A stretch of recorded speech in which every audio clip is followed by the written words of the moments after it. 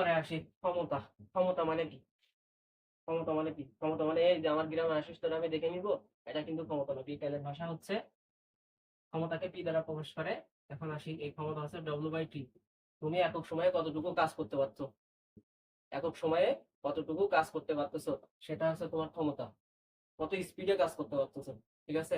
এই W/T। এখন ডব্লিউর মাত্রা কিন্তু আমি অলরেডি বের করেছি। সেম ভাবে ডব্লিউর মাত্রাটা বের করে নেবা। ডব্লিউর মাত্রা কি পেয়েছি আমরা? এর আগে ডব্লিউর মাত্রাটা পেয়েছি কি? M L square T inverse কত? 2।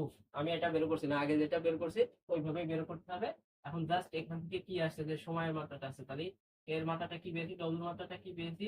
M L square T inverse 2। আর এই যে সময়ের মাত্রা কি? টি। এই যে বড় হাতে টি আসলো। এখন এই যে নিচের থেকে যখন উপরে চলে যাবে তখন কি হবে? তখন কি হবে, এই যে এখানে অলরেডি দুইটা ছিল, তাহলে আরেকটা কি হবে, আরেকটা যোগ হচ্ছে, তাহলে -3। এটা কিসের মাত্রা? ক্ষমতার মাত্রা।